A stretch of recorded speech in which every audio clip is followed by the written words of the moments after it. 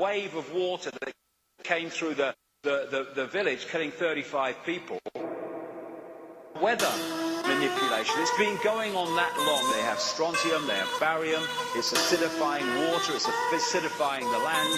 The ability to generate precipitation, fog storms on Earth, to modify space weather, and the production of artificial weather, all are part of an integrated set of military technology. They're spraying chemicals in nanoparticle form. The government is using HAARP to be starting a storm. The water shortage is a topic they're complaining about, but they don't even want to stop it. They're creating the drought.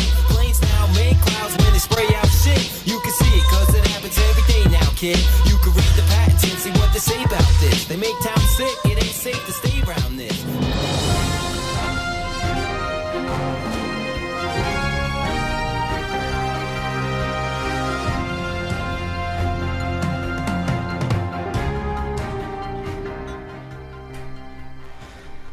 In this day and age of misdirection, manipulation, and misinformation, a truther must be careful to not too easily fall victim to what's referred to as a limited hangout, or PSYOP, or an intentional psychological operation designed to lead the believer in a direction that discredits the other beliefs the truther may hold, that are in fact true, and or to simply lead them astray. This has been documented in U.S. history, and is quite literally taken straight from Sun Tzu's Art of War, which is recognized as one of the foremost references in the psychology of warfare. Yet in this same light, one must be careful as well to not discount any line of thinking offhand for fear of falling victim to the rampant misdirection actively propagated by the establishment. So when discussing a theory as jarring as flat Earth, as we are today, you must approach it as we have advised you in the past to approach all topics, with an open mind and simultaneously a healthy skepticism. Yet if you choose to start this discussion already discounting the possibility of its validity, you will most likely fall safely back on the science that demonstrates its falsity, despite the fact that it is the very same science used to manipulate the populace on other beliefs that have since been proven valid, flying in the face of the so-called scientific proof. Now this does not mean that science is not to be trusted, but rather to demonstrate that scientists are humans like anyone else, and susceptible to infiltration and manipulation by way of financial incentive or boost to reputation and social status. A recent revelation from the editor-in-chief of The Lancet, the world's leading scientific journal, revealed that around half of all scientific studies being produced today are in fact false, revealing that much of what we see today is essentially paid for by outside interests. Once you have given the information its due consideration with an open mind, you then consider all you have seen and all you know about possible governmental manipulation of studies and public narratives, alongside the original scientific insights, and formulate your own personal belief.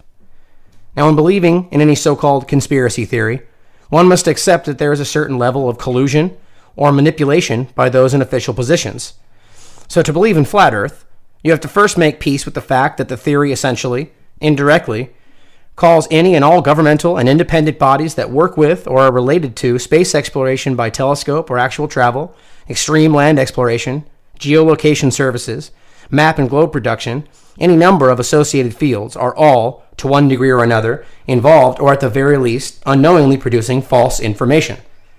And that all astronomers, astrophysicists, rocket scientists, and the like are out of the job or have been lying at the very least. As extreme as this may sound, such long-term and extravagant efforts have taken place in this nation's history. So today we are diving further in, and we will make our conclusions together. So today we are indeed discussing Flat Earth Theory. We are your hosts, Ryan Christian and DJ Anon. Hello. How are you today? I'm doing good. I'm pretty excited about today's show. Yeah, it's been an interesting one. This last week's research has definitely...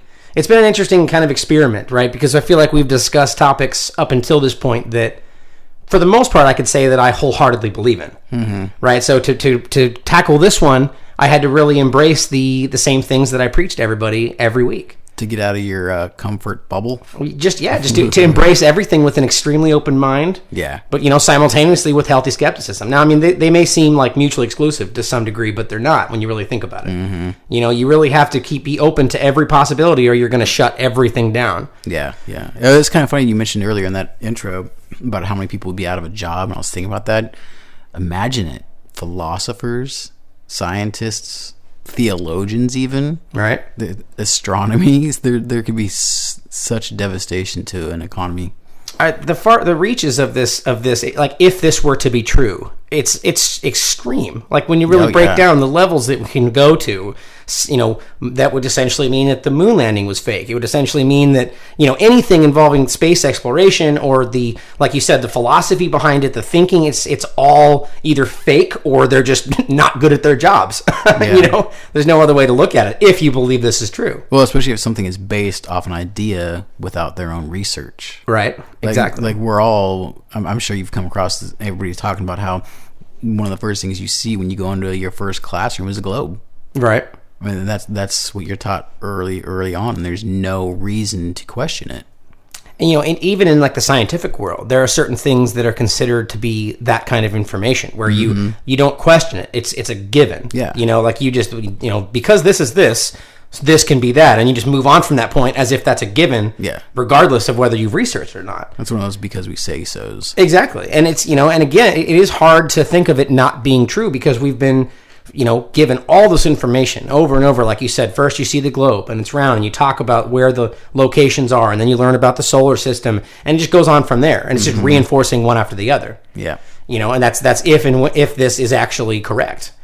Now I want to tell a quick joke that I saw that really highlights the idea of what we're talking about being just people that are very quick to dismiss something like this without giving it its due research by whoever would be looking at this. Now it's a funny joke and you'll get the point when I'm done. So a Mayan elder wearing a traditional Mayan garb walks into a bar. He sits down and strikes up a conversation with the bartender. The bartender says, "Hey, you don't look like you're from around here. Where are you from?" The Mayan elder says, "Earth." The bartender says, "What do your people believe in?" The Mayan elder replies, "Well, our people believe that the earth rests on a giant crocodile sitting in a lake of water lilies." The bartender says, "Wow, that's fascinating. Tell me more." An Anishinaabe elder wearing a traditional feather headdress walks into the bar. The bartender says, "Hey, partner, where are you from?" And the Anishinaabe elder says, "Around these parts." The bartender then says, "The last guy I had in here believed the earth was on a crocodile. What do your people believe?" Then the Anishinaabe elder replies, "Well, our people believe that the earth sits on the back of a giant turtle, resting in a great ocean." The bartender says, "Wow, that's incredible. Tell me more." A gentleman sitting at the bar then walks up to the bartender and says, "Hey, I heard you talking with those native wisdom keepers about the earth. Do you know what I believe?" The bartender says, "No, what?"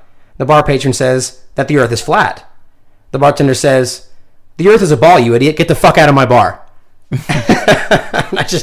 I thought that was hilarious personally because, what that's really showing you is that, in a joke fashion, but the idea is that, he's really interested in any kind of outside thought or, any different perspective until it talks about flat earth. And then it's just a no-go zone. Yeah. And that in itself is kind of funny. It highlights the idea that we are quick to dismiss things that we are essentially conditioned to dismiss. Anything that shakes the foundation. Right? So the interesting idea when you really dive into the flat earth, and the things that I've seen over the last week of research here, is essentially that like I said, there's a lot of far-reaching implications of this if it were to be true or not to be true. And so I would start with the very first one, right, which is, I think this would be a kind of defining concept of a believer in the flat earth theory, and I would even bet that they are divided amongst themselves with this topic. Oh, yeah. Dome or no dome. Yep. What would you think? Me personally, if it's a dome or not? Mm-hmm. Like, let's say, going on the assumption that this is true and that we're believing it, what would make more sense logically? I think, honestly, it could go either way. If we were on a sphere and there was, space beyond the atmosphere, why couldn't there just be a flat plane with space beyond the atmosphere? Mm-hmm. So that could be one thing. But then you have to think about a border. It's got to stop somewhere. So I don't know if you've came across the UN flag picture. That kind of describes what a lot of flat earthers believe is what it looks like. So you got Antarctica at the perimeter around the edge. And that's actually why they say that almost all nations have a signed treaty for no exploration and no admittance to Antarctica up to a certain point. That's a very important part of that too. So essentially the flat, if you look at the UN map or flag, It's essentially an image of the Earth from like a flat perspective, as if you were looking at the North Pole directly. Right. And the idea is that it's at least put flat. And this isn't funny enough. This is an actual map. A map that was Yeah. produced by the the people that make all the maps made this version of the map. And it's actually what they use for the UN flag, and then it's also like a legitimate version. And now the flat Earth people pick this map up, and they're essentially don't associate with each other, but it's a legitimate map. Yeah. And it shows that the outer ring of the flat world would be like essentially an ice wall, which would be Antarctica. Hypothetically, that would be the outside ring, and everything else in the inside is on a flat plane. And it gets into some really interesting ideas when you start breaking it down, of like flights and different ways that they manipulate the data so really like you're flying from South America to Australia, it's going to show you a certain path on your flight, on your ticket, but it's not really what you're taking if this were to be correct, right?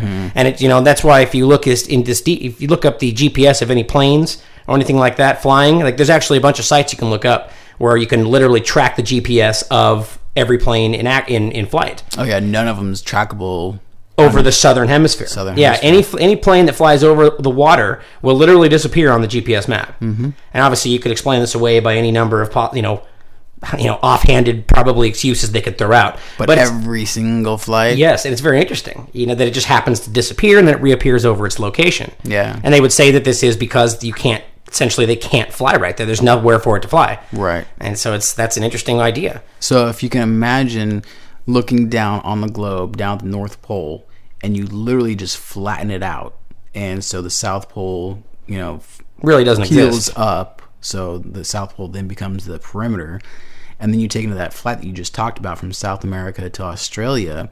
There's a reason why 98% of those flights go to like Southern California first, and then Australia. And so if you were to take a straight shot, that actually is a straight shot on a flat Earth map. Right. And they just mix it up with layovers and we gotta go pick up non-stops. Yeah, exactly. I mean, to go back and answer my own question about that, so I would say, as far as the dome goes, I would honestly say that it would be the most logical, assuming that this is true, and based on the the air flights and all the things we were just talking about, I would think that the only way that this would be possible is if there was a dome. I mean, that would be my opinion, only because when you really think about it, like to kind of note on your point that it's like a mathematical thing as far as any object that is larger than, I think, what was it? It's supposed to be a couple hundred miles. Like matter that is more than a couple hundred miles tends to coalesce into a sphere, right? And so that's seen in the world as in science, and essentially that the same thing like you see water, it spheres into a droplet, right? That's what people would believe that would happen to any larger than a few hundred miles like structure out in space, that it would kind of just fall into a sphere shape. And that, again, I love this. Going back to the beginning, where we're talking about the Lancet and scientific information, the problem with this kind of idea is that you could shrug away anything by saying, oh, well, they can manipulate that. Yeah. And that's what becomes really hard, is that you really, I have a friend of mine that is an avid follower of the site and our show, and he's he's probably listening right now, and he always says that, it's common for truthers or anything, in the alternative movement to use a study to prove something that they believe, and then at the same time use the fact that a study can be manipulated to disprove something on the other side. Right. And he's completely right. And so it becomes very hard to know when to believe something, when not to believe something. But so at the end of the day, you kind of have to, like we always said, you have to be open to it being fake, at the same time believing it without, when you first go into it. Yeah. Another thing too, like at least most of us, we all have logic. And when you take into consideration who is telling us certain things, for example, in this particular case, flat Earth theory, NASA, we've already proven they've lied. The government, proven they lied. There's plenty of reasons to believe the education system is failing for a reason, to make us stupid. So they're lying. I mean, the K through 12 process is just programming. We all know that. So the last thing that's left is personal experience and research. And the best thing that we have is our senses. So like I was talking about the horizon thing, no matter where you go, it's always at eye level. Right. So if you were on a ball and you were to raise up an elevation, it should get not only farther away from you, but more severe of a curve. but it doesn't unless you look through a GoPro or a fisheye lens. That's what they say, yeah. So it shows the curvature of the Earth, and they say, well, essentially, NASA will say that no one has gotten high enough to be able to see it, right? That's their explanation of that. And Which totally contradicts other scientific studies, such as, waterways and ships out in the horizon, how it dips down because it's gone beyond the horizon point, right? Right. But you take any binocular, telescope, whatever, and fix it on that point, it pops right back up. Right. So, well, I mean, they say that essentially, it's people all over the world record seeing, ships or things like you were talking about that they're supposedly over the edge of the Earth, over the curvature. Mm-hmm. But according to, basic mathematics of a sphere, essentially the equator is roughly 25,000 miles or so. So it should not be visible after a certain point. However, people have recorded it all over 30 miles, 60 miles off the coast with a high, def lens, being able to zoom in and still see it. Yeah. So realistically, that should be mathematically possible. Mm-hmm. But my first thought, trying to disprove in a way, would be that maybe there's some kind of a, refraction of light that allows it to be seen a weird way. Kind of like how people are, recording seeing these floating cities in China and Japan. You heard about that? Yeah. And so, that would be if I was forced to try and debunk it, that would be my logic. But to me, that seems like kind of a far-fetched concept, especially if, it's kind of recorded being seen all the time from different people. Well, a good example is there was a article or a news story that came out last year, I think it was, about the Chicago skyline. Mm-hmm. How they said it was a super mirage, right? But they only reported on it once. However, on a clear day, you can see it every single day. Interesting. Not only that, but there's this arc down in Malibu, off the coast of Malibu. It is, I think it's 60 miles or something, 20 miles. Anyway, it's way beyond the mathematical curvature formula, which is like 8 inches per mile squared. So every mile, your horizon should drop down 8 inches, right, and then squared after that. But it doesn't. But yeah, this arc on a clear day, everybody, like a common term, I guess, is, the arc's out today. Because you could see it. And this thing is only like 10, 20 feet off the ground. Interesting. So that's another thing. Right. And just, again, like we always say, you continue to line these things up. Go throughout the show. Just follow with us and you line these up. And it does kind of makes a pretty clear point on this. One thing to the point we were saying earlier, there was one company called DogCam that actually sent their camera up into the higher levels of the atmosphere to it was for like a publicity stunt. They wanted to show their camera and show how it's like a GoPro kind of thing. Mm-hmm. And what they inadvertently caught, and this is one of the things that people debunk the whole flat Earth theory, jump on, and it is kind of hard to believe, is that they believe that the sun is actually much closer and smaller than astronomy and science will tell us. Right. And what this camera, it's actually on a video called Flat Earth, the Ultimate Litmus Test. Mm-hmm. And it shows this camera up high enough where you can literally see like a hot spot from the sun on the clouds. Right. And the point they're making in this is that if the sun was actually as far away as it's supposed to be, that would be impossible. Right. And that it's actually much closer, and that's why you can see the hot spot. Interesting theory. I mean, it's not. See, the thing with a lot of these theories is that there's really no way to disprove this now. One, you got, mainstream science won't even touch it anyway. Yeah. And two, most of these people that are researching these things are just average people that don't have the means to research it. But it's interesting. There's another guy, Mr. Thrive and Survive. He does a lot of really good self-paid experiments. Like he's sent up weather balloons 70, 80, 90, 100,000 feet. And total flat horizon, no fisheye lens, that sort of thing. Mm-hmm. And he just released a video, it was today, I think it was, talking about the position of the sun and how it gets bigger and farther away depending on the time of day. Mm-hmm. Well, does that mean the Earth gets closer to the sun every single day at that same time? I mean, we know, from the heliocentric point of view that, winter time, it's supposed to be so many millions of miles away. And then I think the difference is 80 million miles up to 96 million miles. Yeah, from exactly. Closest to furthest point. However, that's not enough distance. It would have to be 96 million miles that we would see the sun at its smallest point. Mm-hmm. And then at its biggest point, which is over half the diameter that we can see visually, it would have to be down to like 40 something million miles away. But that's not what they say. Yes, you do. You stumble across a lot of these like mathematical inconsistencies, Mm-hmm. which to me, those are the ones that really, really kind of make me open my eyes to it. Yeah. It's like there's the one about traveling around the Earth as far like mathematically, as far as like the time frame it would cost, to act, or like the same thing we were just talking about, the horizon. I mean, these are all mathematically, researched as far as like the time it would take or the distance it would take to cross around the curvature of the Earth. And this is based on mathematics of a sphere being like give or take kind of a perfect ball, and so it's very interesting. And before we get too far off on each one of these different points and counterpoints, I want to go into a little bit just like the background of what this is and kind of what they believe. Really, a lot of this stems from what's called the firmament.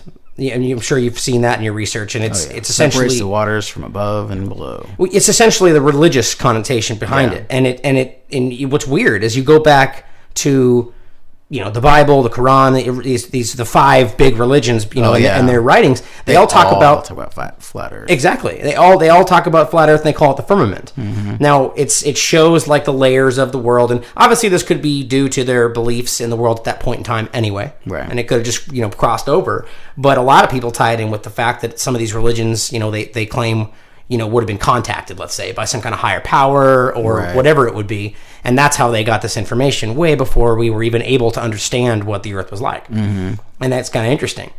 And so what they would really believe, and this isn't all of them, again, there's so many, just like any theory like this, there's so many different groups and layers, and they have their own inner working beliefs, within it. Such as Hollow Earth and these different things that it really, dives into. Oh, I don't know about that whole Hollow Earth shit. Right. Well, it's just as off the path as this one, really. But what they would believe for the kind of broaden most of them would be that it's like a religious thing, where the idea would be that we are being watched or kind of graded by some kind of a higher power, a god or whatever you want to call it, and that we are being kept from reaching the next state of our evolution as humanity. Yeah, that makes sense. Well, yeah, right. I mean, it's interesting to think about, and the big things that they ask really in this logic is, are we being hidden? Is wealth being hidden? And are they hiding God? Yes, right? Yes, and yes. Right. Well, and it's interesting now to touch on the wealth aspect. Now, this goes all the way back, and this is to the history as well of Byrd. It was the researcher. Oh, Admiral Byrd? Admiral Byrd, exactly. Yeah. And he was researching Antarctica. And, what they think is that he essentially found the edge of the world. He found the wall. It's like an ice wall, supposedly, that surrounds the edge. And that in finding, well, before they went and researched, the reason that they went to research in the first place in that area, and he's actually on an old video in like 1957, I think, or something like that. Oh, that's right. Yeah. Where he talks with these broadcasters about why they were going to research it, that it was ripe with coal and all these resources and oil and minerals, and uranium was the big one, right? And so that it's this resource-rich land, just full of, and it's untouched, and no one's been there, right? So they go out and venture out into the unknown.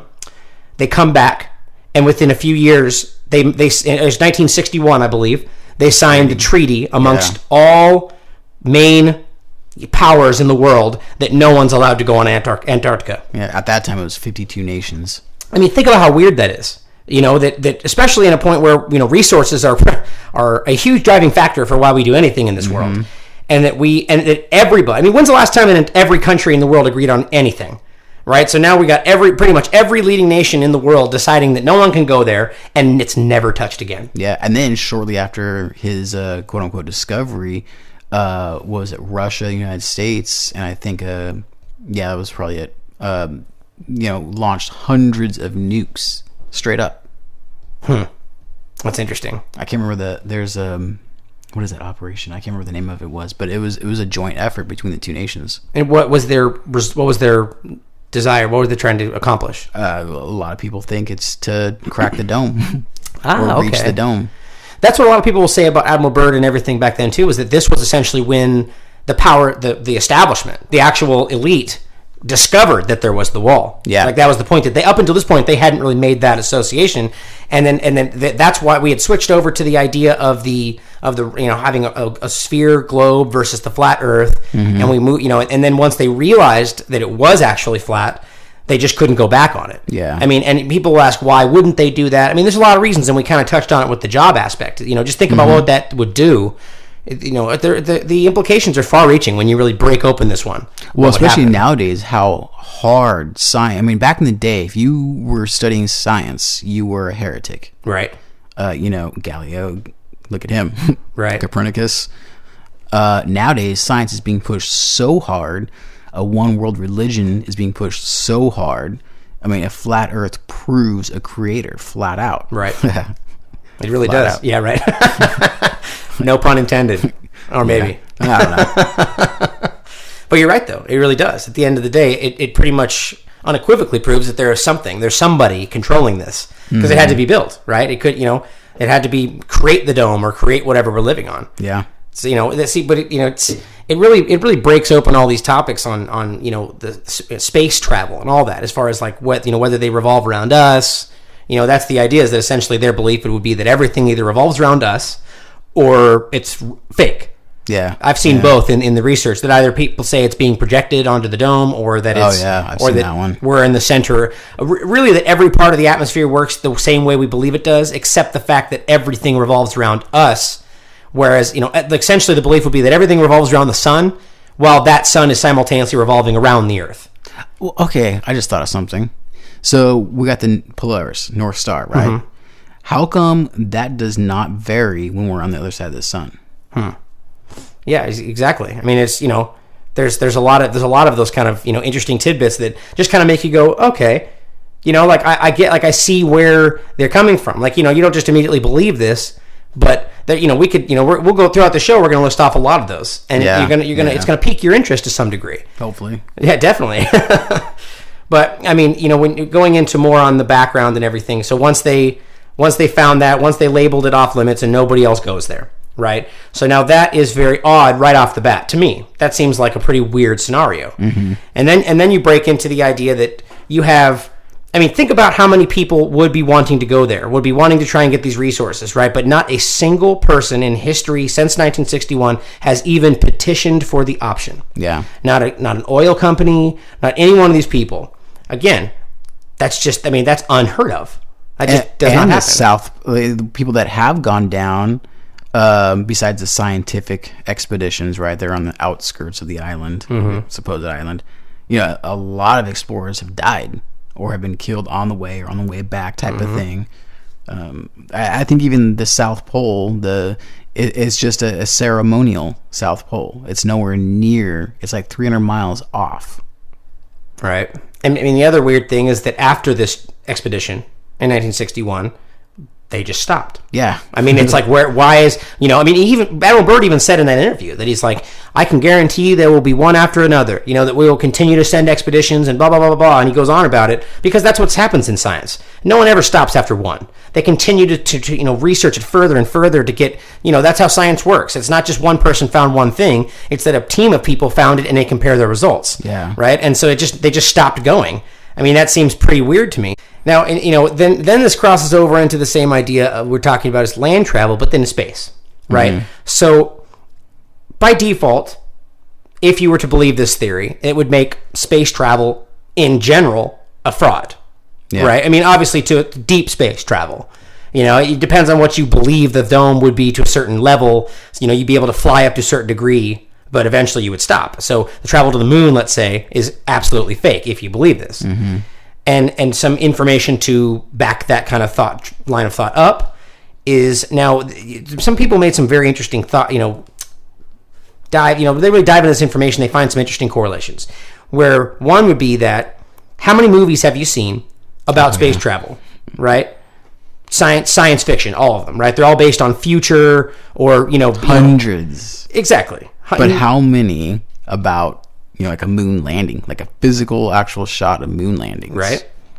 And so really, as far as I can tell, if you say Apollo 13, go rewatch it. Yeah, right, exactly. Fucking so there's no movie that's been done where they actually, and you know, the way that you need to say it to make sure people understand it, there's no movie that's supposedly based on true events, right, that take place on the moon, on the moon landing or anything about it. That's pretty weird.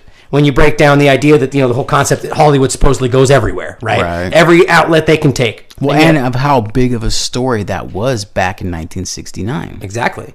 I mean, You would have thought something. yeah, I mean, anything, right? But even taking it today with all the CGI and the possible effects we could do, it's pretty shocking that no one's ever done this, right? Still, yeah. 60 years, and it's never been done. That would suggest that there's something behind that. Whereas, like, why would they not want to do it? Let's say that'd be the perfect question to pose.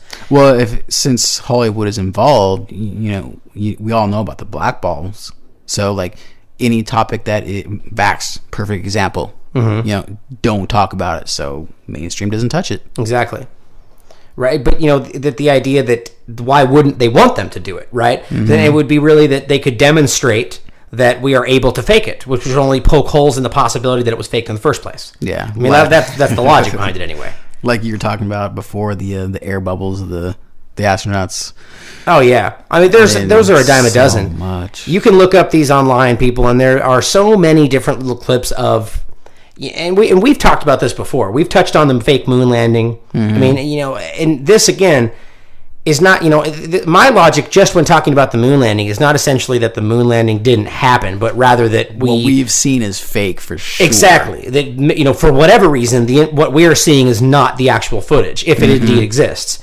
And my logic behind that is that they either found something they don't want us to see, they made first contact. I mean, there's any number of reasons. What was that? They found C-3PO's head. Yeah, exactly. We talked about it, exactly.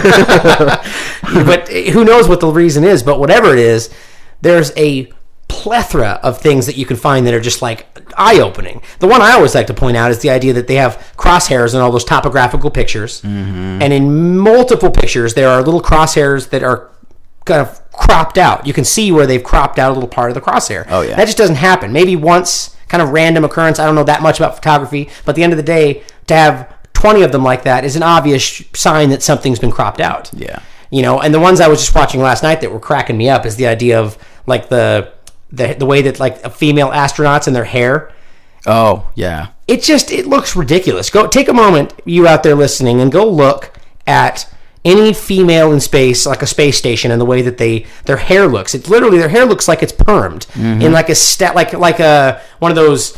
What is that old show with the? Shoot, I can't remember now. Bosom Buddies. No, the lady with like Elektra with the tall hair with the white streak through it. You know what I'm talking about? Elektra, or what? Not Elektra, but the point is that their hair looks like it's stagnant, like sitting in this one location. And you can Frankenstein's Bride. Frankenstein, or not Frankenstein, but exactly. That's another one that's just like that, and it looks like it's set like that. And then you actually compare it with images of actual people doing like the airplane flights where they're supposedly dropping in zero gravity to where it shows them flying in the air. And the point is that vomit comet. Exactly. Yeah. And in the space stations, there is air within there. They're breathing it, right? Yep. So the point is your hair is passing through air. And air is actually a pretty thick gas, when you think about it, a gas. Because when you wave your hand in the air, you can feel it. Think about that. You can actually feel the air on your hand. So realistically, air is a pretty thick substance when you're waving your hand through it. So it's going to make your hair move when you're floating around. And their hair doesn't move at all. Yeah. It just kind of shakes as if it's stuck in one place. Yeah. And it's such a small thing to note on, but it's just... and it makes it obvious that they're faking this. For what reason? That's the question. I just had an idea too about the one of the, I can't remember which one it was now, but one of the videos that I came across was talking about rocket launches. How no one has ever actually seen a space shuttle actually go into space because it all goes out beyond horizon because it has to curve or whatever, Right. So that's another thing. I was talking about the fuel too, dumping the fuel thing. Then all of a sudden, another good one is how they say the space shuttle is a glider when it comes back, right? Well, there's plenty of live video with audio, and it sounds just like a jet engine, a jet plane. Really? Oh yeah. Wouldn't surprise me.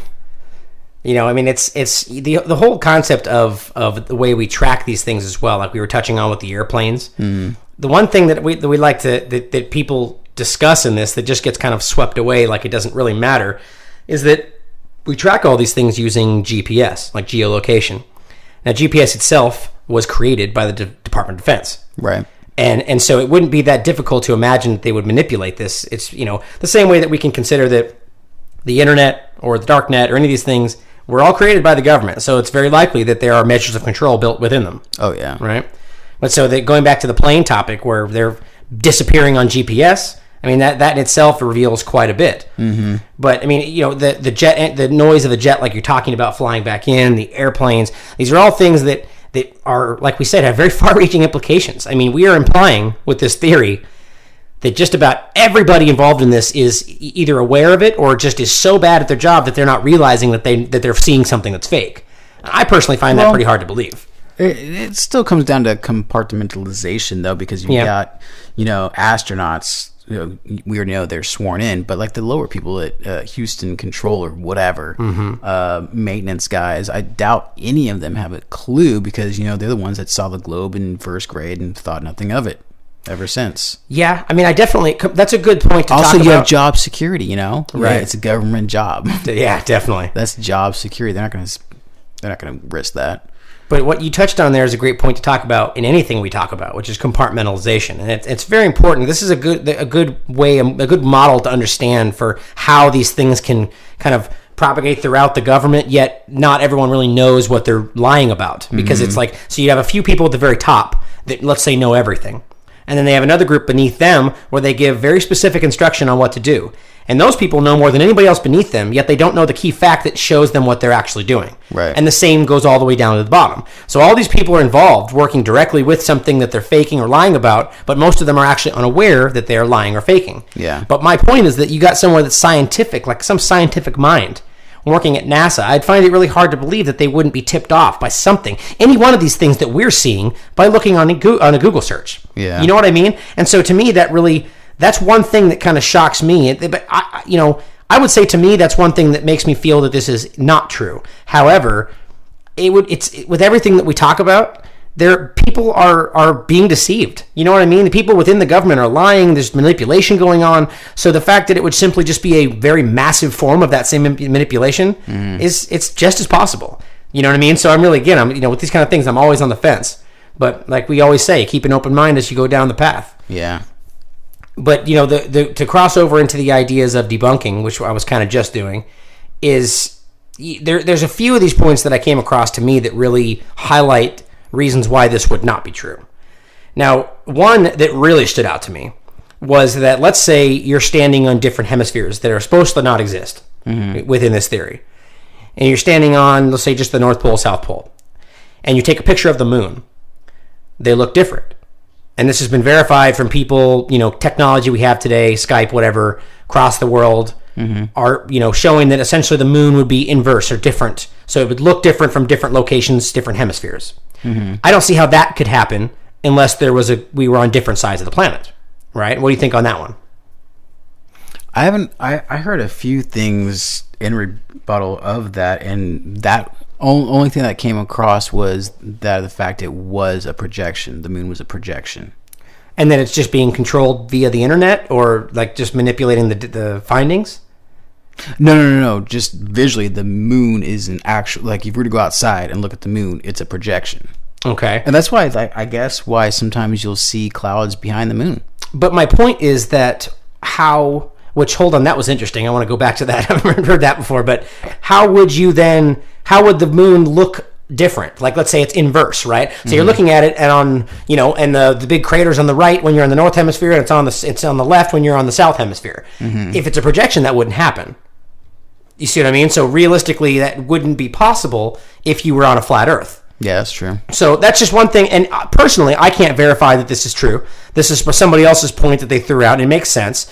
But they're claiming that they have seen documentation of both other way. Again, that just like we said in the beginning, you could take this as far as you want and be like, well, he could have been paid off by the government and is making You never know, right? But to me, that one did make a lot of sense. So that's one thing that kind of left me going, okay, that's, makes it seem unreal or, fake, essentially. Yeah. The other one is what's called the Coriolis effect. Again, this is something that could be lied about because essentially the information's coming from military personnel. But the idea is that due to the Earth's rotation, which wouldn't exist if it was a flat Earth, objects deflect to the right in the northern hemisphere, and objects deflect to the left in the southern hemisphere. And this is supposedly backed up by snipers and different people like that, military personnel. Again, I can't verify this. I heard that on both sides, though. What do you mean? I've heard many military personnel say they've never had to take into consideration the Coriolis effect. Interesting. And also the whole toilet bowl thing. Yeah, I was going to talk about that one too. That's been debunked many times. Has it really? Okay, Oh, yeah. interesting. Yeah. See, now these are things that these are kind of things that now debunked how. Like, have you tried it yourself? I mean, we should do that after the show. I mean, there's plenty of videos that show it. Like people in the northern hemisphere flushing the toilet, and people in the southern. What they've determined is that it depends on the make and model of the bowl, which would make complete sense. and they actually have, you know, when you have a model number, it could be the same exact bowl, right? But two different model numbers or whatever. That depends on where it goes. Interesting. Okay. See, it's Paul Simpsons. This was on The Simpsons when he called Australia or whatever it was. So I'm sure we've all seen this. It's subtle indoctrination. See? Yeah. Very interesting. On a side note, this is funny when you research this, how weird The Simpsons is, how they supposedly have like predicted all these different things throughout history, you know, as far as like Prince dying and all these different little things. Like there's a whole site where they talk about all these weird things that The Simpsons supposedly predicted before they happened. But I would be willing to bet that you could do this with just about anything. Well, when look at the big craze about the Bible code back in the day. Well, not back in the day. Turn of the century. But now, see, this actually brings us to another interesting point that I wanted to talk about. That, like, okay, let's just take Simpsons for example. This is considered what's called p-hacking, right? P-hacking. Now, what it is a way. It's a very modern thing, and it's something that a lot of scientists have spoken out about. Because we forget that scientists themselves are, you know, it's a business. I mean, they need to make money, and just like anybody else, there's pressure for them to get published and grants and all this stuff. So it's just like any other job at the end of the day. They're pressured to produce.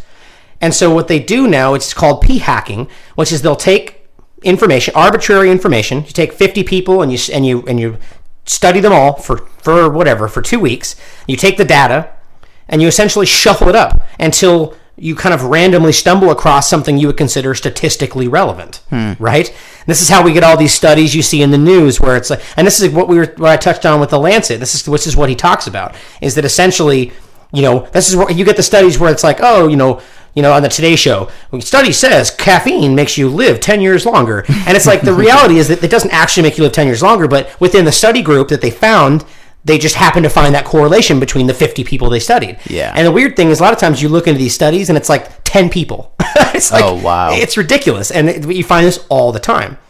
So this goes into this same concept where this is how this thing can happen, where we can, you know, manipulate information to produce certain, results. Yeah. Oh, coffee sales are down this quarter. Bring out the p-hack study. Yeah, exactly. Exactly. That's literally what happens, where people are getting paid to produce certain things. And so, but again, this could be used to either debunk this theory or prove that it's right. You see, and so the idea is that scientific data today is becoming it's hard to rely on it today based on this information. Yeah, especially if you're, you know, a scientist for 30, 40, 50, 60 years, and your one paper that got you into the field, right, all of a sudden may not be true, you're going to go to arm's length to protect that. Absolutely.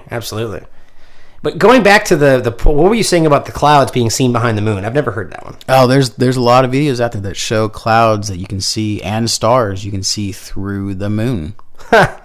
Interesting. I bet you they could just shrug that one off. Have you ever looked up and seen the moon that looks kind of translucent? I haven't. Oh. So it's like a green screen, essentially, or something like that. I don't know. That's what they would say about the shots from the solar system, too, looking down on the Earth, that it's essentially a green screen. There's even guys that have shown how, like, the images, like GPS of the Earth, have the exact same cloud formations that repeat over and over and over. Or how about what's his name, Niles Dyson, that big scientist goofball. But he says the Earth isn't actually a sphere; it's more oblique, like a squished globe, like a pear shape, right? Okay. So that's the new thought, that it's actually this misshapen sphere. Yet we still have the blue marble perfect sphere shape picture. Well, the same as with our map. The map that we use in the United States for schools right now is not correct. They've known that for a long time. It's not the one that supposedly is correct is not that much different. I mean, actually, you shouldn't say that. It's substantially different, but to the average observer, it doesn't look that much different. But we're talking like hundreds and thousands of miles in different shapes. Yeah. Whereas Africa's much more prominent and Greenland's much smaller. Right. And there's all these different things that are very different. But we just continue to use the normal one because whoever is in control at the top deems that to be more easy for people to look at. Which is just a ridiculous reason to keep something that's not true. Yeah. I've seen a lot of reasons why that is too, and that kind of goes to the flight plan, not necessarily flight plans, but time zones and whatnot, and how big things are, and why the time is when you fly from one continent to another. And I don't know why they decided to change the shapes, or if that's how it had to fit on a 3D model. But see, now that's an interesting way to think about it. Is that would make sense too. I mean, you shift a map even the smallest amount, and you're talking like a massive mathematical shift when it comes to travel, airfare, and any of these kind of things. So that would make sense that they'd want to keep it the same way because they don't have to redo all their calculations and all their fake information. So quote unquote. Yeah. Very weird. If we got so many satellites in space, why are we still using ground towers for cell phones? Yeah, I mean, they were talking about that with Google too. How Google is putting up those blimps supposedly for Wi-Fi, and people are like, why do we need that if we have satellites? It's, very interesting. I mean, at the end of the day, you could continue to swim through this information until your head spins and find both enough to make you believe and enough to make you think it's crazy. Yeah. And it's with this kind of information, it's very hard to find the truth when we're trying to deal with what we call, scientific research, but we're just a person with our computer sitting at home. So at the end of the day, we just got to keep your mind open. Don't even discount something like this. So, I mean, I'm going to go ahead and say point blank that if I had to take a guess right now, I would think that this is not true. But not true, not meaning essentially that the world is round or the world is flat or whatever, but more essentially that what we know today is incorrect. For whatever reason, we're being lied to, but that doesn't necessarily mean that the world is flat and in a dome. Right, just like we talk about with everything, the moon landings. It's not necessarily that we didn't do it, but that what we're seeing is fake.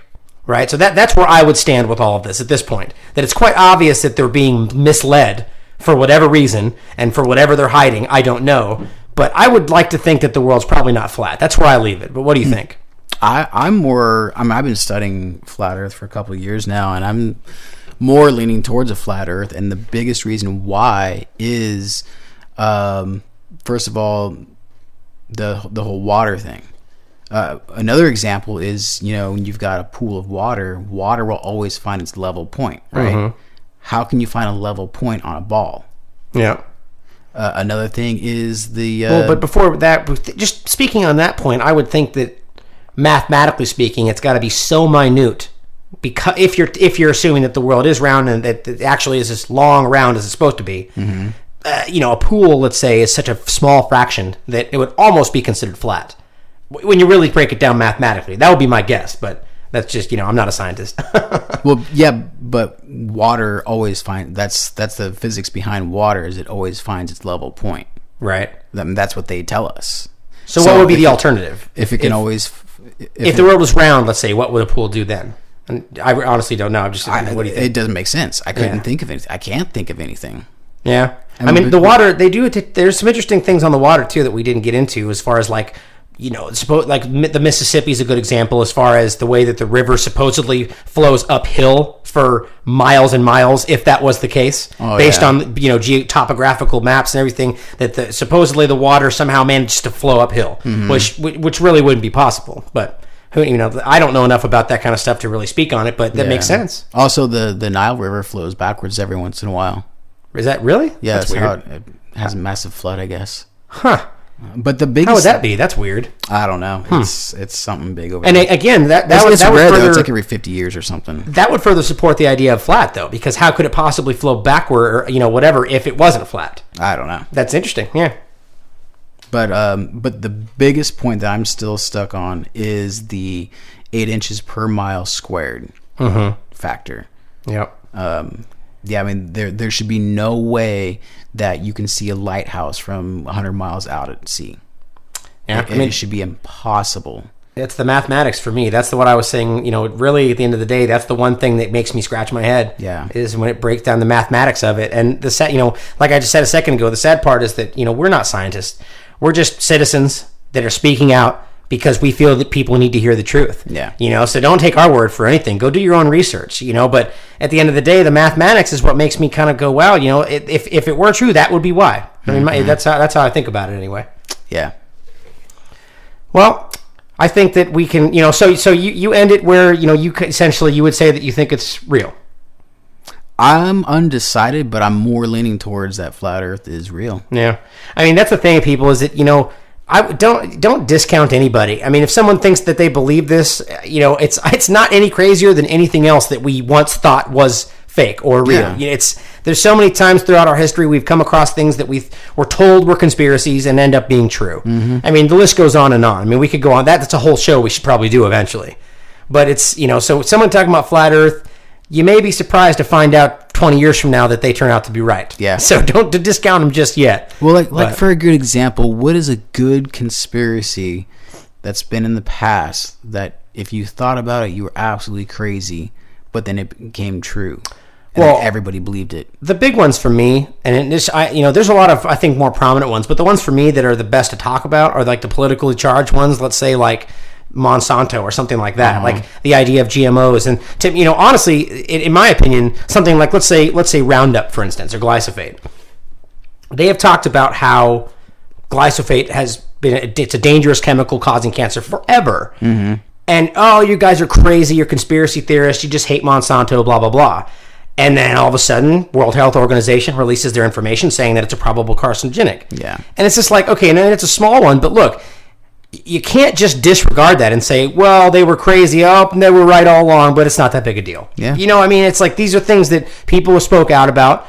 People engaged in massive campaigns to show that they were, crazy conspiracy theorists, and they turned out to be right. Yeah. So that in itself, just with many things like that. Monsanto's a big one too, but like GMOs or even vaccines. That's one that I think is one of those major topics that has been shown in multiple studies. I mean, the FDA even released information that showed that autism was a possible side effect of the MMR vaccine. Mm-hmm. It's just, it goes on and on. CDC whistleblower, and the fact that people still continue to just blanket statement the whole thing. Yeah. Well, what's big about it too is, when we first started getting vaccines in the early 1900s, right? 20s, 30s, whatever. Mm-hmm.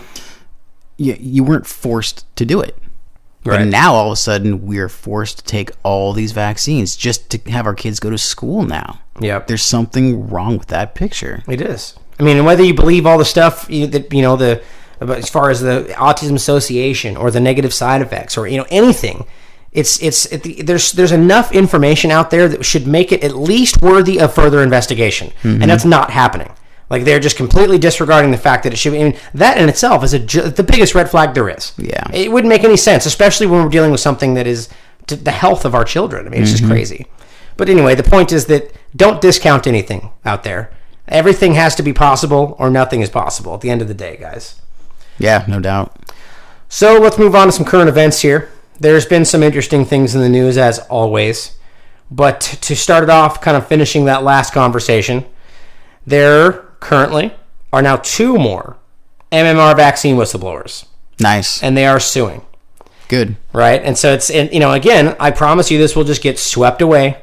Like it doesn't matter. Like it's all fake because they've already, quote unquote, proven that it doesn't count or it doesn't happen.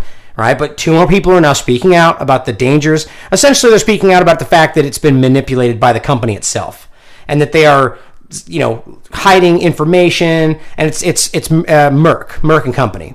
They create vaccines, and that these people supposedly worked for them. They were scientists for Merck, and now they're speaking out about how they fraudulently misled the government and omitted and concealed information. Wasn't there one of the speakers that we went to that event at the Capitol? Didn't she work for Merck? Exactly. Yeah. And okay. She's actually been on other documentaries I've seen. And she talks about exactly that. I forget the name of the drug, but there was a drug for a heart condition that they knew, and this has been proven, by the way. The court case settled everything. That Merck knew that the pill actually caused more heart attacks. Yeah. But they used it anyway, right? They go down the line, they find out that is the case, they pull the drug, and now it's off the market. My first involvement with the pharmaceutical industry was as a pharmaceutical sales rep for Merck back when Vioxx was on the market.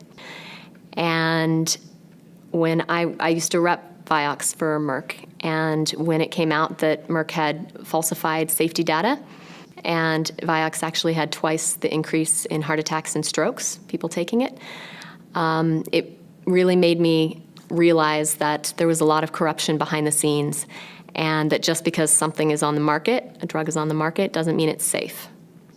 So the point is that they knew, and that was proven, so that's why they settled, and these people want all this money. But it happens. These people are out to make a profit, and that is it. One of the great things they talk about in the Vax documentary is that there was a drug that got released in the United States that they found caused meningitis. I believe it was meningitis. I don't want to misspeak here, but it caused a negative side effect, like a very serious one, and so they pulled it, right? Then they changed the name, resold it to the UK. Oh, wow. Years go by, and so we've already pulled it for ourselves. So this company, knowing that we pulled it, knowing that it causes damage, sent it to the UK. Same thing happens down the line. Oh, yep, it causes negative things. They pull it, and then it gets sent to Brazil. It goes on in Brazil for another 5 years, and it's a joke. The point is that they knew, and it's been documented, that they clearly were aware of the side effects, and they did it anyway. It's just, this kind of thing happens. It's not that far-fetched. It's a great article on The Last American Vagabond right now. It's actually written by John Rappaport. And if you haven't heard of him, he's wildly intelligent and very well written, and you should check him out. It's simply just called 2 More MMR Vaccine Whistleblowers. They're suing. And I highly recommend you check it out. This is a topic that needs to be reopened. It can't be swept under the rug. Yeah. In my opinion, this is one of the most polarized and important discussions in politics right now, and it's barely even being touched. Mm-hmm. It is crazy. Now, kind of touching on the same idea about statistics being manipulated and things like that. Well, first off, there was a study that got released by AAA that showed that essentially there was no scientific basis that THC in your blood impairs driving. Hooray! That's fantastic, right? So everyone cheers because it's like it's showing that essentially you're not being. It's just the major point is that it's not even close to the same as drinking and driving. No. So there's really no way to test for it. And so it went all around all the cannabis sites, and it's a big deal, right? Because it's really showing you that it's not as dangerous as it's supposed to be. There was this show. It was in the early 2000s. It was some kind of, I don't know, goofy game show, right? Where they had to be intoxicated for certain events. I think you had to be drunk and build a cabinet, right? Oh, I think I've seen that, actually. And you had to be high to drive a obstacle course.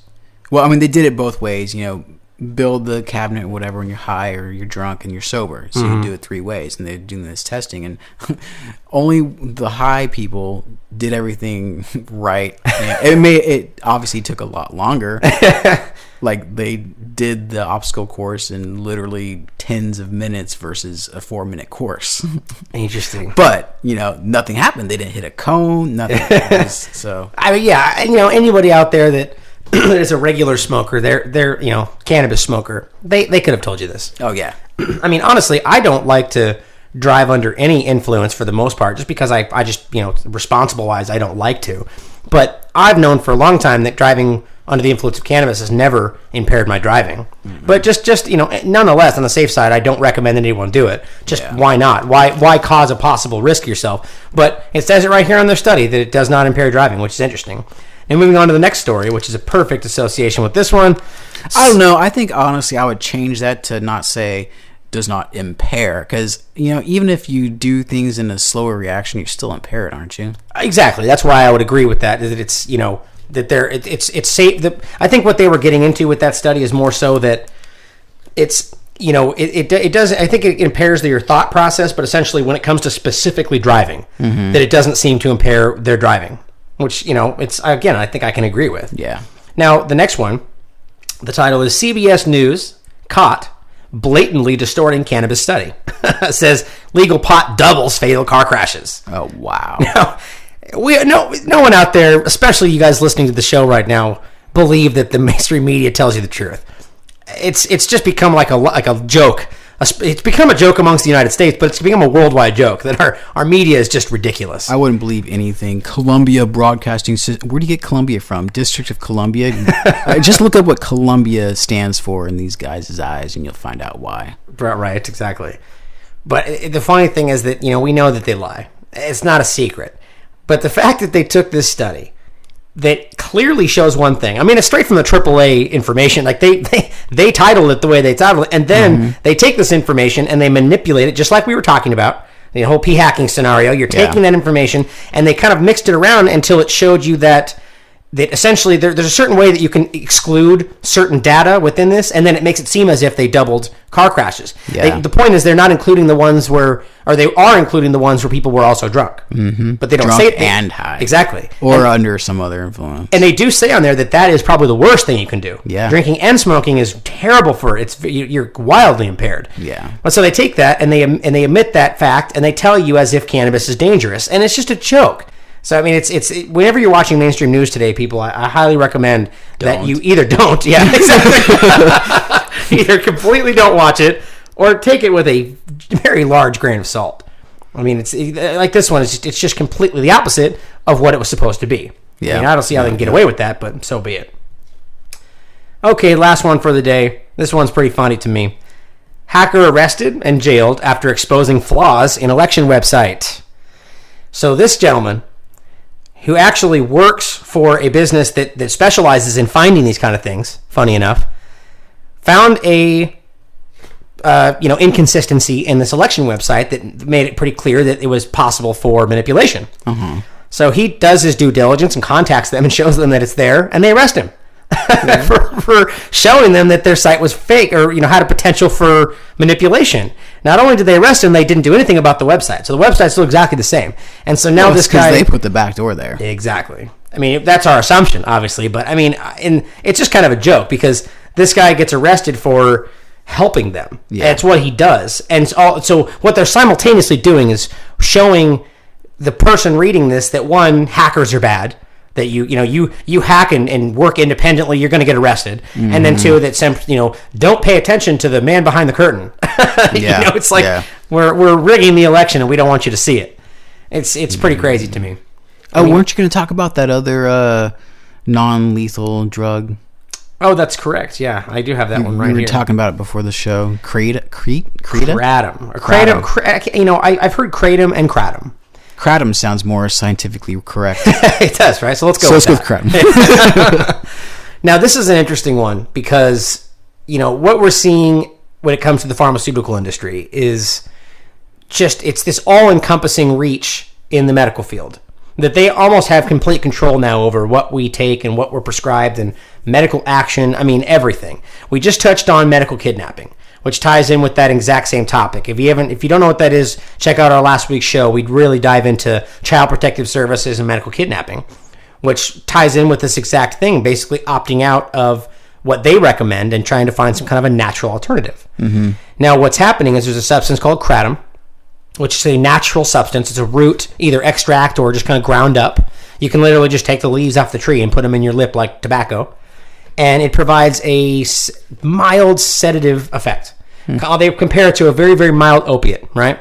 But there's no opiates in it. It's all natural alkaloids that are in the plant that naturally occurring give you these effects. And it is being heralded as just like an absolute miracle drug. It has great effects for anxiety, depression, insomnia, on and on and on. Mm-hmm. Now, what would this seem like to Big Pharma? Obvious competition, right? Exactly. So what's happening now is in Alabama, which is where it's starting. As far as I understand it, it's already in the books for a lot of other states to begin this legislation. They've now deemed it a Schedule I substance, just like cannabis. And they haven't done any studies on it whatsoever. Yeah, well, I mean, exactly. I mean, there are some studies out there, but it's just like it is with cannabis, where it's all... it's very few and far between at this point. Actually, I shouldn't say that. I think cannabis has been done to death. They just don't like to recognize any of them. Mm-hmm. But so kratom is now a Schedule I substance in Alabama. And this is a blatant effort to eradicate any natural alternative that you can go to outside of their pharmaceutical drugs. And it's crazy. I mean, the one thing that I like to think about is you take into comparison the idea of alcohol and tobacco. This is the country's go-to non-drugs, quote, that essentially are worse than every other drug out there for the most part. Alcohol, hands down. I mean, there's been studies over and over that show that alcohol is hands down the worst thing you can put in your body over methamphetamines, over heroin, over anything. A scientist named David Nutt, actually from the UK, was the one that kind of championed this study, and he lost his job for it, believe it or not, just like the guys at Vaxxed. It's been verified since then, but he got ostracized from the community. Oh, yeah. I mean, like we've said before, try to throw a party today and not have alcohol for your guests. See what happens. People lose their minds. It's like, how can you have a party without alcohol? Not only that, but no one's ever going to talk to you again. Exactly. You ever go to a wedding without alcohol? That's exactly. It's been ingrained into our society to the point to where it is just it's what we need to accompany any kind of thing we associate with entertainment. So it's to find out that it's this terrible thing. Yeah. It just shocks the system. It's like trying to say we don't need dairy or red meat's bad for you, which they are, and that you're gonna get shot down by these industries because they have so much money involved in politics. Ain't no twerking at a club without the hot damn. Hot damn. No, thank you. But so essentially what they're doing now is they've made it a Schedule I substance, and now it's against the law. And you're seeing this happen all over the place. And this dates back all the way, we've touched on as well, to the beginning of kind of the deceit of Western medicine in this country, where they made it become pharmaceutical based, which all ties back to oil, believe it or not. A lot of these pharmaceutical drugs are created from oil, essentially, and just about everything else we use. So it's very interesting when you tie that with the Rockefellers and that whole beginning story. Yeah. But it's standard oil. It's something that I recommend that anybody, people need to just kind of speak out about this and start doing something about it. If you go to the Last American Vagabond site, at the bottom of the article, there's a place where you can find further research and kind of speak out about it. Mm-hmm. But if we continue to allow them to label all these things illegal, it's rights that you are losing. Everybody should have the right to do with whatever they want with their own body. And to say that I can't use some natural extract that I find to be better, it's just wild for me. The story actually I based it on a person that's a friend of mine, that she wants her name to be left out of it. So I called her Sarah in the article. But she's a teacher, and she literally has switched over to kratom because she could function with it, as opposed to the multiple different medications she was on for anxiety, different things that basically stole her creativity. She felt like she couldn't really embrace her responsibilities of the day because she'd have this fog about her, and she couldn't survive without them. So when she found kratom and she was able to take it and get rid of all of her medications, it was a godsend for her, right? And now she's finding out that it's against the law, and she's a teacher. She had to get rid of it. Yeah. And now she's freaking out and she's struggling. So she reached out to me and said, Ryan, help me. We need to do something about this. And, people need to start speaking out. I mean, we're going to see this happen with a lot of things. But, once we let them control our inner abilities, choices with everything, that's what we're seeing. That it's one more step in the wrong direction. It shouldn't be up to you or I to judge her for wanting to take care of her own body. She knows it better than anybody else, better than any fucking doctor that's got 4 PhDs in asshole anatomy. But it doesn't matter. It's if you know your body and you know it works and it's working, praise you, right? And who's to say otherwise? Yeah, it's the best thing about it is that it's extremely, very, very low in addiction. It's relative to cannabis. That very, very, very mild, if any, withdrawal side effects when you stop. It's very, very, very small occurrence of addiction, and it's no more addictive than anything, cannabis or anything like that. And then you take the things like we talked about, tobacco, alcohol specifically, that kill more people every year than all of these combined. Mm-hmm. And then you wonder how they can say that this one is okay on a daily basis, and this one thing that is very healthy for you and non-addictive and all this is now the worst thing you can have. If you get caught with kratom in Alabama, it is the same as if getting caught with heroin. That's ridiculous. Think about that for a second. It's wild. That is insane. I got a topic for you. Okay, I got a current event. So, like, this whole thing, the Matrix, you could call it, right? Like this whole going down the rabbit hole, and, decoding the Matrix. It's all over there. Everybody refers to this awakening as breaking out of the Matrix type of thing. Right. Well, now there's this cat out there, this Matrix fan, who swears the Matrix is real and has been stalking Keanu Reeves. Did you find that funny? He had to get a restraining order against a person that they don't have a name for or identity. Interesting. Yeah, I just thought that was kind of funny. That is pretty funny. Bring that up. So Keanu Reeves had to personally take a restraining order against him? Yeah, but they don't know who it is. How is that possible? If I know. This is weird. So restraining order against nobody, right? Yeah, anybody that says Matrix is real. Interesting. Blanket statement. Yep. Go figure. All right.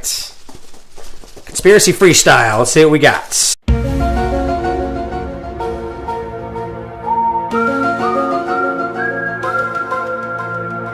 Hopefully you took out the last week's. I did. I see them right there. This. All right. Okay. Let's see what we got here today. Flat Earth. You know what? I was just going to say the same thing.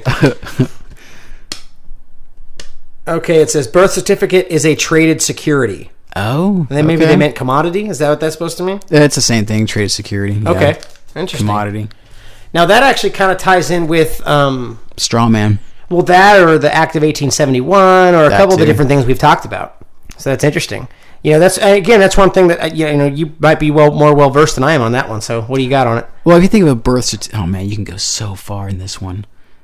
So a birth certificate is basically a warehouse receipt of goods being delivered. Okay. It's got all the same information if you look at a doc birth certificate, which is the same thing as our live birth certificate, which is kind of funny because if you were to go get a copy of your birth certificate, it will no longer be a live birth certificate like what was filled out in the hospital. It becomes a birth certificate, not a live birth certificate. Interesting. And apparently, I've not been able to visually verify this, obviously, but if you look on the back or in the lower right corner of your birth certificate, it'll have what essentially is your trading number, your stock number. And you can actually take that down to an investor or whatever, say, hey, look up this stock and tell me what it's worth. Really? So that's one thing about it. And apparently, it varies. I've heard each person, depending on their age, is worth anywhere from $3 million up to $10 billion.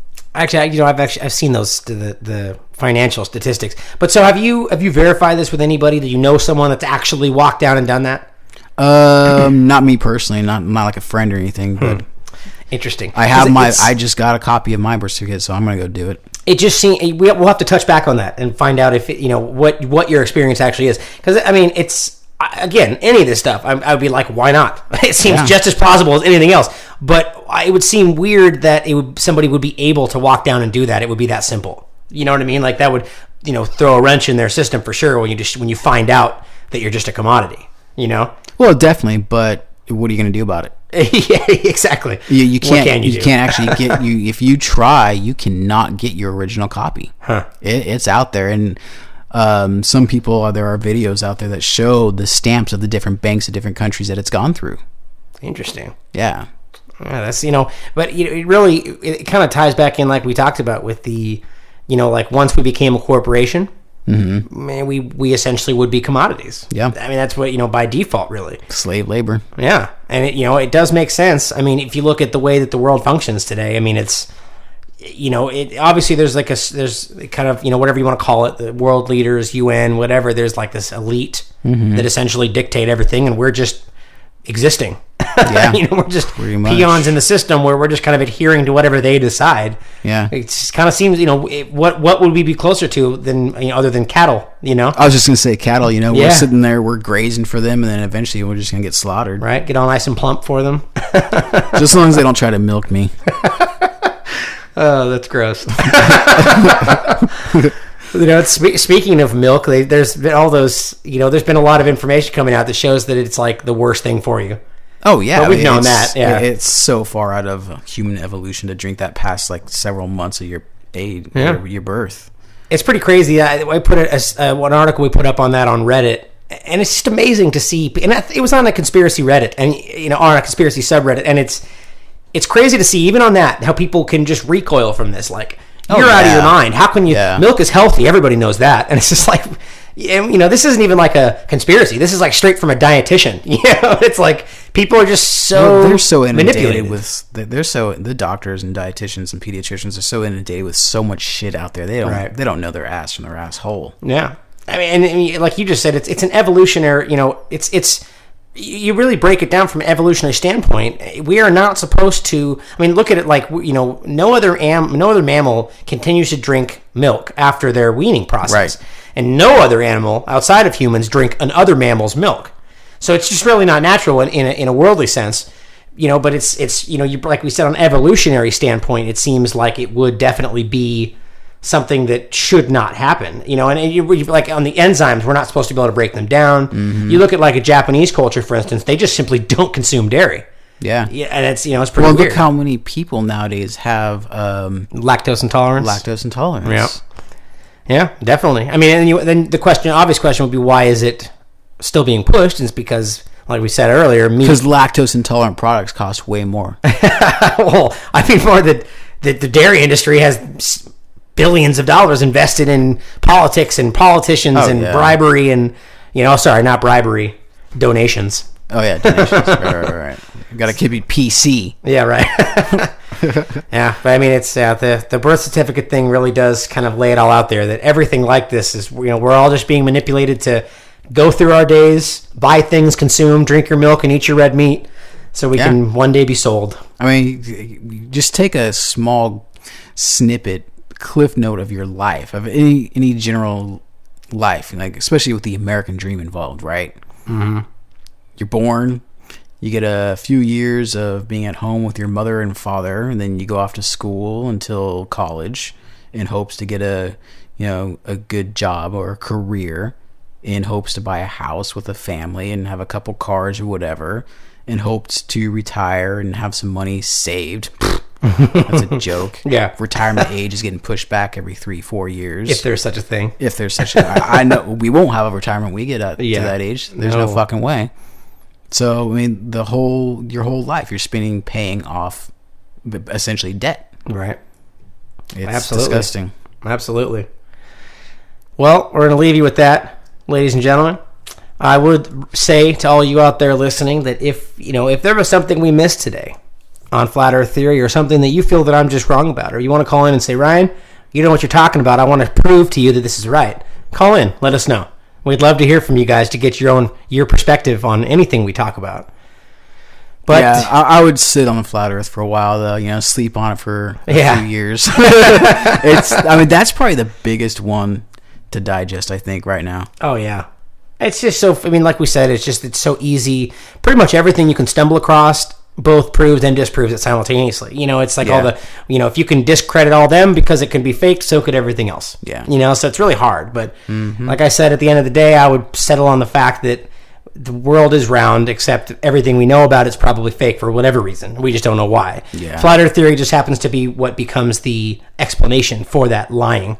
That would be my guess. But call in, guys. Let us know. Enlighten us. 916-633-1393. Anytime between 3 and 4 every Sunday. Make sure you tweet. There you go. Go ahead. Third Eye at Third Eye Radio. And I forgot to mention this before, but apparently it matters. Our Twitter handle is Decantinated. So for all of you who don't know linguistics, that's at capital T HIRD, capital EYE, capital RADIO. Oh, nice. Okay. And ours is capital TLA Vagabond on Twitter. So as always, guys, do your own research. Make sure you follow the change. Be the change. Peace. I reduce regiments and put troops in the sand. We get scammed into war, shoot each other with slugs. Paint the White House red using government blood. Love it when the beast suffers, hope the pain is a lot. Love it when the streets covered with the brains of a cop. Not peaceful, I go beast mode to delete souls. Each flow I speak's known to defeat foes. See the show, you can cite the microphone terrorists. Murdering crowds like how ISIS in Paris is.